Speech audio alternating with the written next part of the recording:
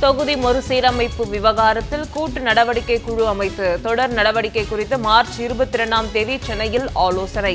பல்வேறு மாநில முதலமைச்சர்கள், கட்சித் தலைவர்களுக்கு முதலமைச்சர் மு.க. ஸ்டாலின் அழைப்பு. அதிமுக முன்னாள் அமைச்சர் ராஜேந்திர பாலாஜி மீதான ஊழல் வழக்கை விசாரிக்க அனுமதி வழங்காத விவகாரத்தில் ஆளுநருக்கு உச்சநீதிமன்றம் சரமாரி கேள்வி. ஆளுநரின் முதன்மை செயலாளர் வருகின்ற 17ஆம் தேதி நேரில் ஆஜராகி பிரமாண பத்திரம் தாக்கல் செய்ய உத்தரவு. ஹிந்தியை திணிக்கும் ஒன்றிய பாஜக அரசின் மும்மொழி கொள்கைக்கு கன்னட வளர்ச்சி ஆணையம் எதிர்ப்பு. கன்னட மொழியை பாதுகாக்க இருமொழி கொள்கையை பின்பற்ற வேண்டியது அவசியம் என முதலமைச்சர் சித்தராமையாவுக்கு கடிதம். முன்னாள் அமைச்சர் மாஃபா பாண்டியராஜனை மிரட்டும் தொனியில் பேசிய கே.டி. ராஜேந்திர பாலாஜி. சிவகாசியில் நடந்த அதிமுக ஆலோசனை கூட்டத்தின் வீடியோ வெளியானதால் பரபரப்பு.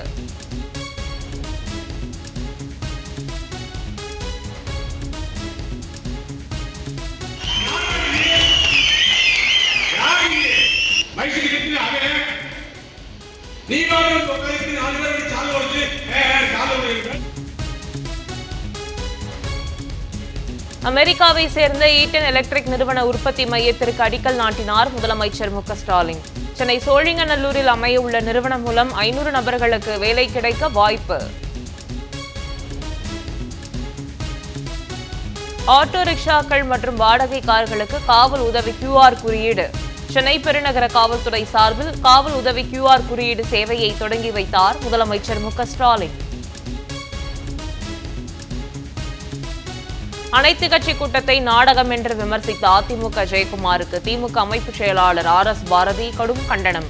கூட்டத்தில் 4 மணி நேரம் பங்கேற்று கருத்துக்களை தெரிவித்த நீங்கள் போட்டது வில்லன் வேடமா இல்லை காமெடி வேடமா என கேள்வி. ஒன்றிய அமைச்சர் அமித்ஷாவுக்கு பதில் இயக்குனர் சந்தான பாரதி புகைப்பட போஸ்டரை ஒட்டிய பாஜகவினர். ராணிப்பேட்டை பகுதியில் ஒட்டப்பட்டுள்ள போஸ்டரால் பரபரப்பு. மும்மொழி கொள்கையை எதிர்ப்பதால் அமலாக்கத்துறையை ஏவி விட்டுள்ளது ஒன்றிய பாஜக அரசு. துணை முதலமைச்சர் உதயநிதி ஸ்டாலின் குற்றச்சாட்டு. மும்மொழி கொள்கைக்கு ஆதரவாக மாணவர்களிடம் வலுக்கட்டாயமாக கையெழுத்து வாங்கினால் கடும் நடவடிக்கை. அமைச்சர் அன்பில் மகேஷ் பொய்யாமொழி எச்சரிக்கை.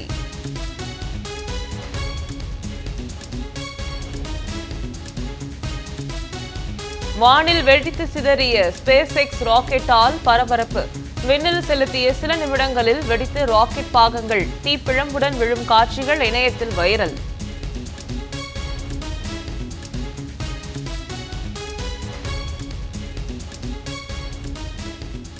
வருகின்ற 11ஆம் தேதி கன்னியாகுமரி, திருநெல்வேலி, தென்காசி, தூத்துக்குடி, விருதுநகர், ராமநாதபுரம் மாவட்டங்களில் கனமழை பெய்ய வாய்ப்பு. வானிலை ஆய்வு மையம் தகவல்.